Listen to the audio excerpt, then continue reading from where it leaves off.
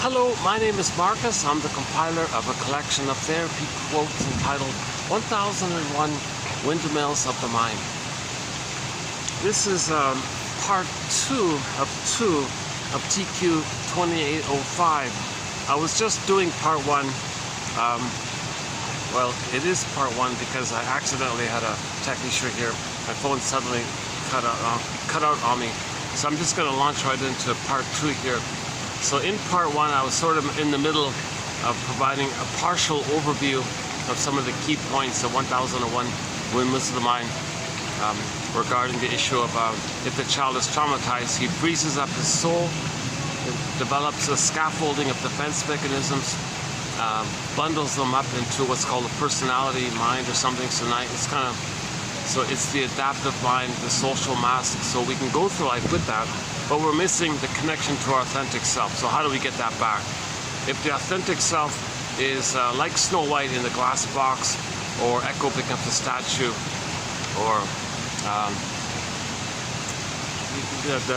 oh, hang on, what's this? Oh, my phone's freaking out on me here. It's still recording? Yeah, unexpectedly, I was in part 1. Luckily, I got the notice the battery's going to run out in 5 seconds, so I was able to hit the pause button and capture it. Anytime the phone shuts out on me due to a battery or some issue, sometimes the phone overheats even, I lose the whole video. But luckily, I got the notice, so I caught it. So part 1 is available. So I'm just going to continue here with part 2.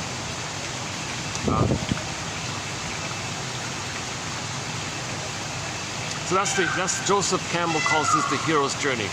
How do we get back this feeling of being real and alive? Okay, so we might not feel fully real, like the Velveteen Rabbit story, or we feel like flat or numb, or emotionally disconnected, emotional hypothermia, emotional coma, emotional catatonia, affect phobia, alexithymia, alexia. No feelings for your words because your feelings are frozen. Or maybe broadly speaking, aphoretic emotions. You're doubtful about your emotions. That's why that Disney film is very good. Instead of finishing up with the introduction here, let me just leave it the way it is. It's only partial.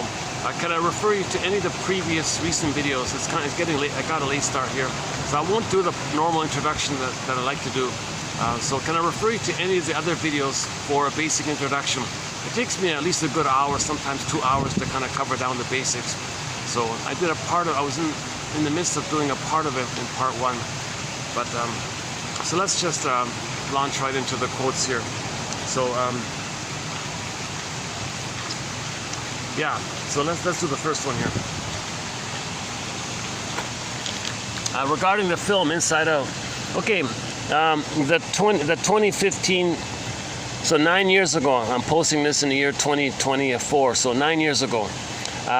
The 2015 movie Inside Out, directed by Pete Docter and Ronnie Del Carmen, has the declared intention of educating and promoting knowledge on emotions in a world where inner life seems devalued or ignored.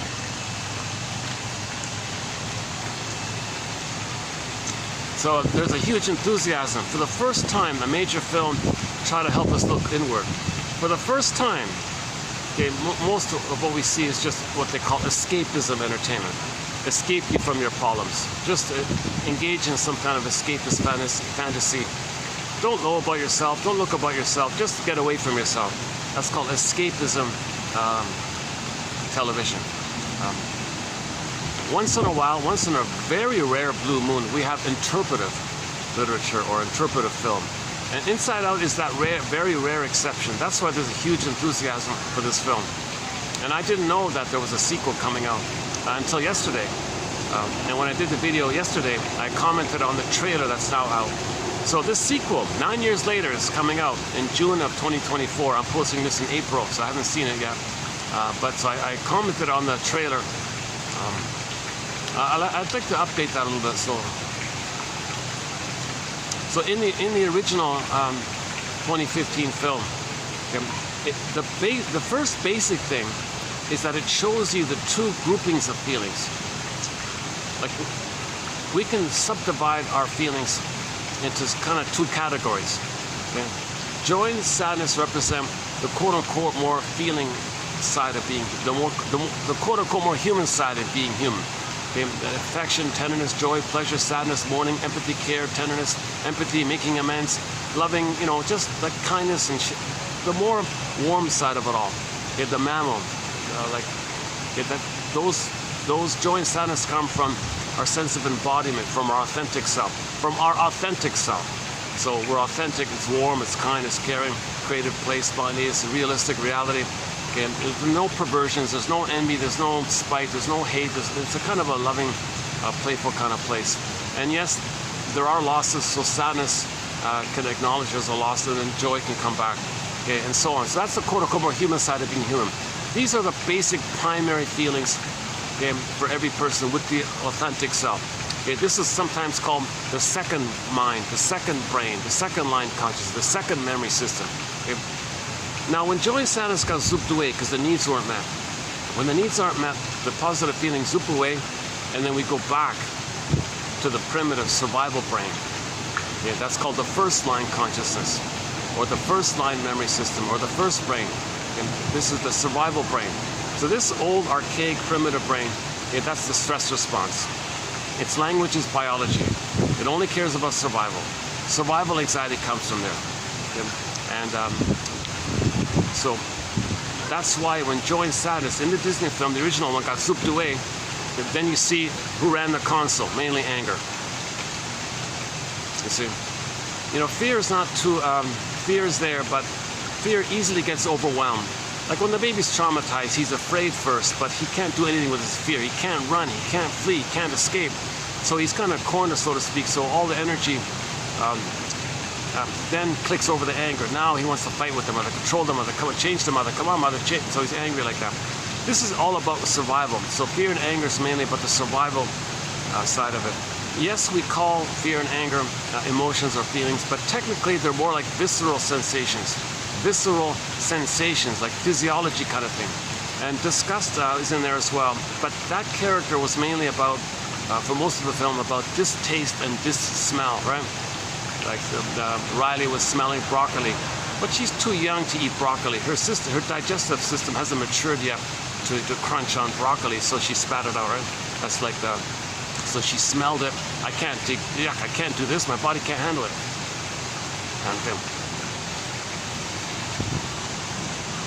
Yeah, in the trailer, likewise, Riley was going to take another person's mouth guard. Oh, that's not ours.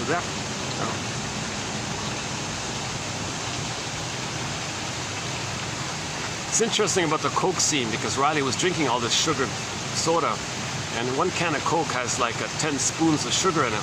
Now, normally we'd be disgusted by it. A child would be disgusted, would vomit. Yeah, I can't eat this. But the thing is, they add a chemical in it to trick your brain to not be aware of it, so you take it kind of thing. So disgust didn't react. I was the only one to comment on this. Why didn't the character disgust, feel disgust with that concentrated, amount of sugar like this in a can of? Never mind that for now. That's not minor. Okay, so on the console for most of the film, the person is operating in survival mode. Okay, so anger's at the console, fear's at the console, and disgust is at the console. Physiological issues about survival. So it's just simple. How do we survive? Just survive. That's all it thinks about. Forget about trust or care or love or empathy or play or delight, joy, admitting loss. Forget all that stuff. It just thinks about how do we survive. My greed or your greed. So now you get into jungle's attitudes. Now the mentality is like the jungle mentality.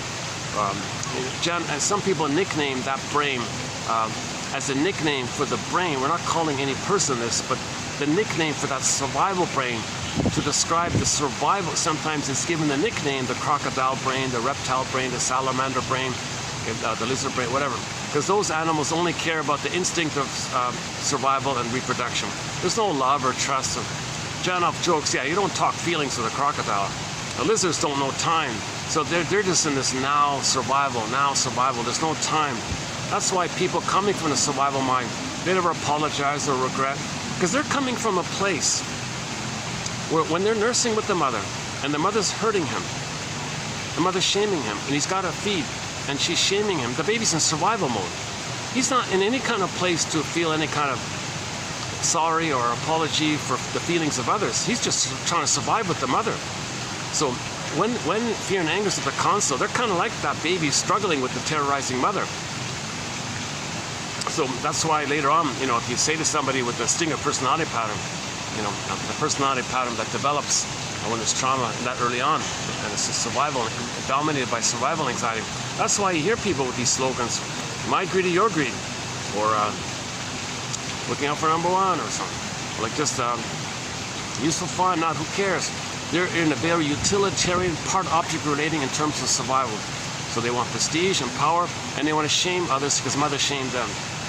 Okay, they have identified with the aggressor. As a way to survive, they become the mother. So to survive, they got to shame themselves. So they find proxies to play them and shame the proxies because they're one with the mother complex. Because this is related to attachment needs. The baby has to attach.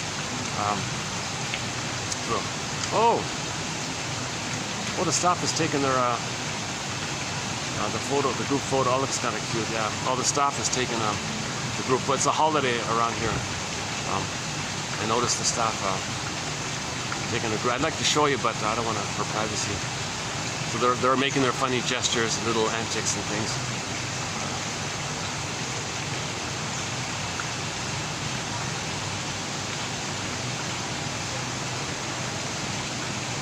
Yeah, yesterday I did a video here. It was kind of quietish because it's the holiday here. Today as well. I think I got 2 more days when it's going to be a little quietish. So I'll try to come out as well during this time. So it's a relief to come out. I feel the relief with millions of people visiting their hometowns and all this. So the big cities kind of. There's still some. Yeah, there's a group coming in now. I mean, there's still a trickling of guests and all this, but. Yeah, these guys said they're open every day, like every day of the year, yeah. Let me double check the battery. Are we good? Okay, battery's charging up. All right, finally. I didn't notice this, but during take 1, the battery was draining down the whole time, and then I only have like 40 minutes in the camera.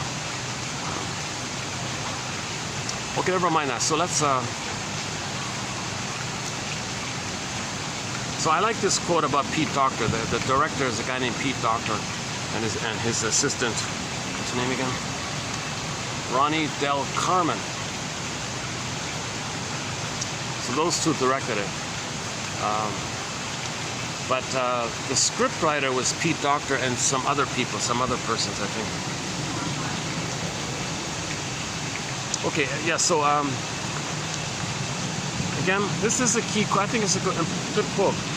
The 2015 film, Inside Out, directed by these two, has declared the intention of educating and promoting emotional literacy.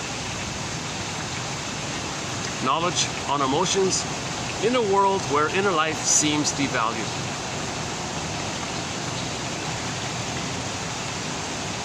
Like, what a relief. I remember seeing that when it came out 9 years ago. I remember myself seeing it and I go, oh, what a relief. Finally, we're admitting this. Because the word of the year by the Merriam-Webster Dictionary Company, 2022, it was gaslighting. A lot of mothers are gaslighting their babies. Their reality, their emotions, their needs, and the babies feel gaslit. They feel crazy by this, so they freeze up. Now they don't know their feelings because they're trying to protect. They're trying to store, safekeep. They put their feelings into cold storage. That's why Snow White is in the ice box, in the glass box. Same variation of it. Now, once again, the mother's doing it because she's trying to know what had happened to her. She's recreating in the present what had happened to her, for her to know what had happened to her. She's meant to observe all this as an instant replay of her past. She's recreating an instant replay of her past so she can know her past, find the story, and stop repeating. So we recreate, reenact, restage the past and the present in an attempt to. It's a misguided attempt to change the past. But the other way of looking at it is, it's helping us to know what happened in the past so we can get our stories, so we can stop repeating. But the positive intention, as misguided as it is, and as harmful as it is the baby's mind is in a state of timelessness. There's no time in there, and all the energy's in there. That's the iceberg metaphor. All of the id is, all that force is in there, and it's replaying that cycle, that loop. Baby needs love. Mother said no. Baby needs love. Mother says this is a conflict. When mother said no, that's pain. Doesn't want the pain, but still has the need. This loop is going on. It's called unfinished business with the mother, a struggle with the mother. So the person goes to life driven by this struggle, and we don't know it. And this being driven by this struggle takes two forms. The more benign ways, it's just direct. It's just continuation. You have too many expectations on others, it's going to disappoint, the way you were disappointed by the mother. Or the more perverse, psychotic ways, you become the mother, find proxies to play you and shame them, and then see the proxy as your mother and fight with the proxy. That's the more perverse way. That's the stinger way.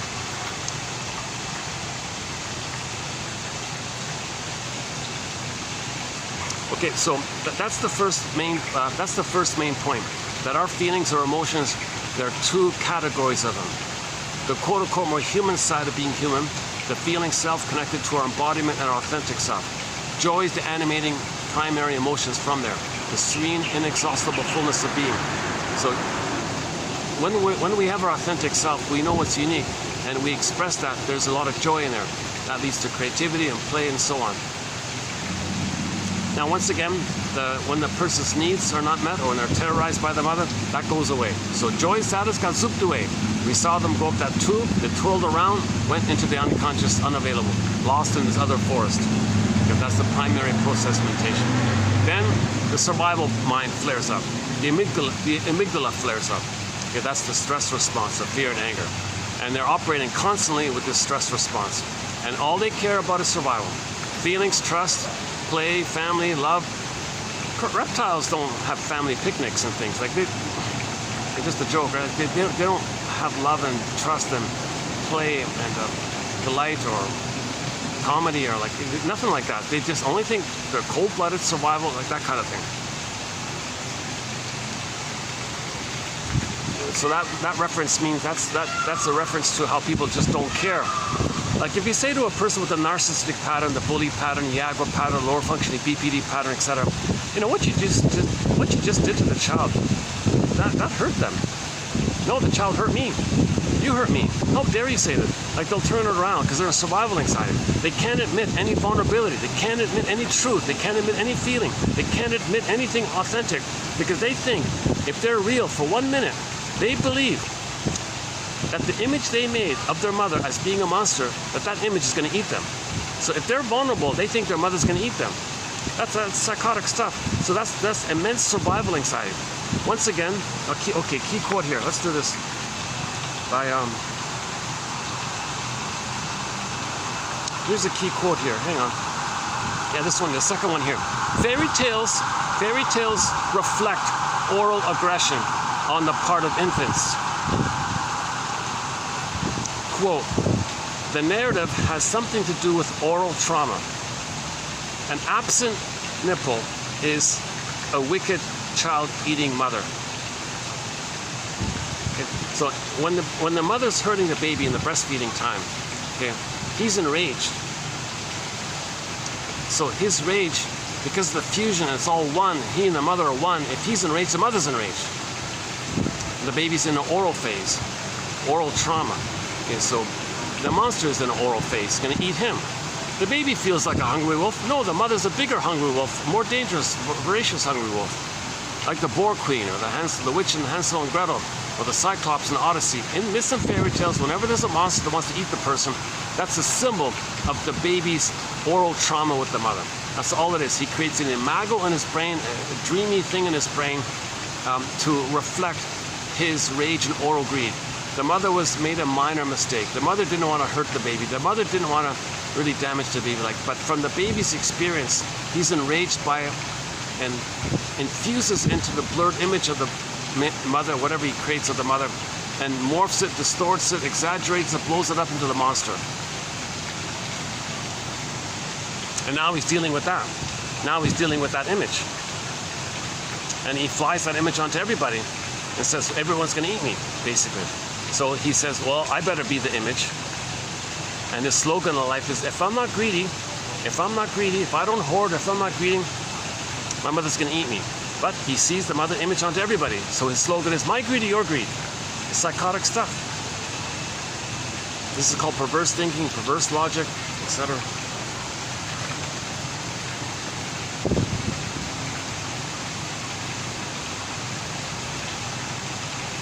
Okay, let's just back up a sec. The Disney film Inside, although it's not psychoanalysis and all this, it's not that perfect in the sense of a complete psychoanalytic interpretation. It's a very good intro, like it's a very good midway point. Just give people basic 101 emotional literacy, that you have needs. And when those needs are not met, feelings come about. If the needs are met, your feelings are pleasant. If your needs are unmet, the pleasant feelings zoop away, joy zoops away, and then anger comes on the scene. Now you're back in the first brain. Once again, first brain, second brain, third brain. Okay, the famous triune brain, the brain with three parts, the 3-in-1 brain. We have three brains. Okay, the crocodile brain, the chimpanzee, the mammal, fill in the blank, your favorite mammal. The mammal brain, you know, the embodiment, like we're mammal, right? The mammal with the feeling, embodiment, a home, okay, the body, the mammal, like that. And then the third brain is the cortex, the neocortex, the thinking cap, whatever you want to call it. But our main primary feelings are in that second one, the second brain, the second mind, the second line of consciousness, the feelings. I feel they're for him, the joy, sadness, the wide range of needed feelings, appropriate feelings, the vibrancy of feelings, the pleasant feelings. Joy, sadness is not a bad feeling. Sadness is just the natural recognition that a loss took place and you mourn, you feel better kind of thing. It's not like a pain thing. The issue of pain is when you don't feel. When you don't feel, then you feel pain. That rage goes into the body, now you got tension, hypertension in the body, and you got a stiff back or something, right? Or, so that's, yeah, okay. So once again, when we're not feeling the primary feelings, anger's the console. Now that rage,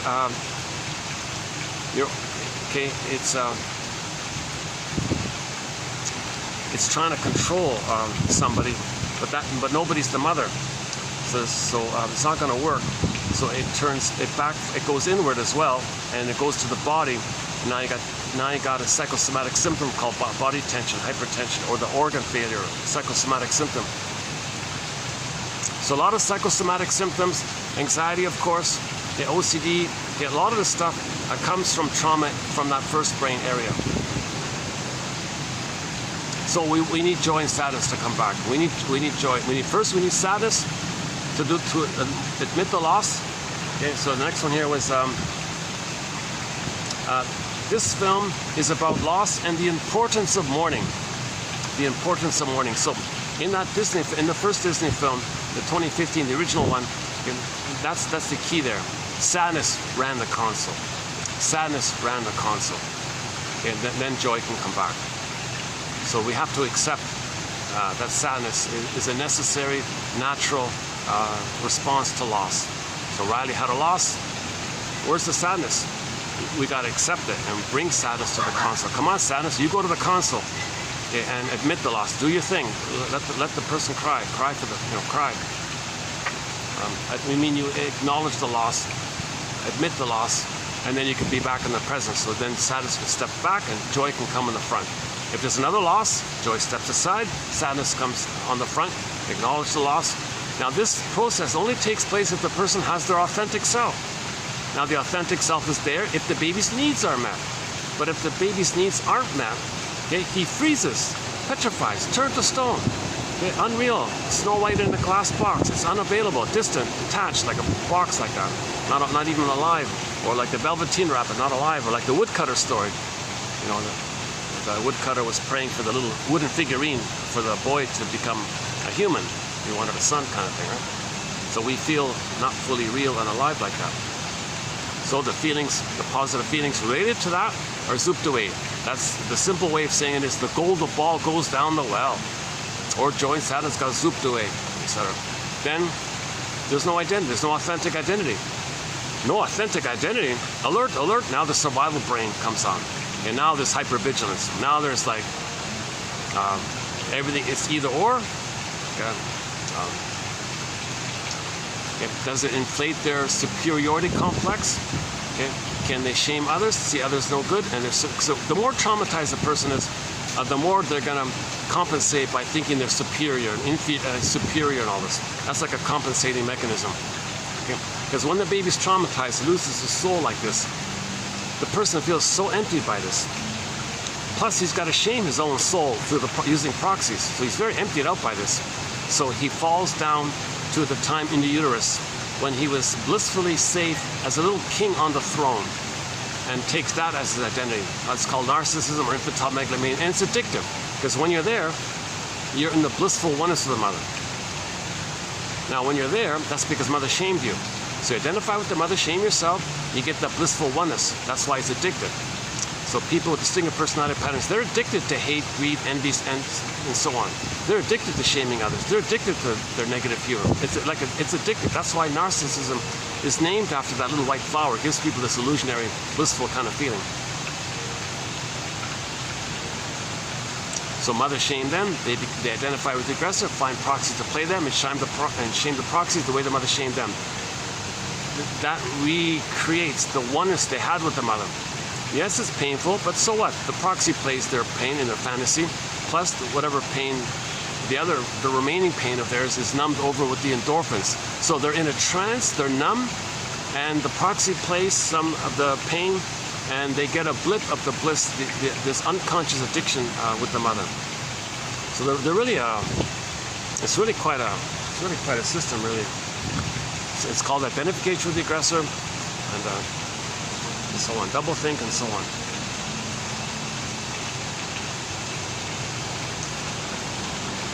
Now in the first film, how did Joy and Status come back? Joy and Status did come back. How did they come back? Okay, now disgust represented shame. So for Joy and Status to come back to the console, it was with the help of shame and rage. So when a person admits that the mother shamed them, they admit that, they feel that, and they feel enraged by that. When you feel those true feelings of shame and rage by the mother, okay, now you're having an identity. Now sadness can come back to the console. You can admit the loss, and sadness and joy came back. Remember, so Joy and Sadness were flapping at the windshield or whatever, and they couldn't get in? It was with the help of shame and rage. So at the end of the film, disgust played the role of shame. Okay, now let's do the trailer for part 2. So now Riley's 13, right? So the trailer mainly shows a demolition crew. Bum bum bum bum. I was so. Oh my God! Again, hold on a second.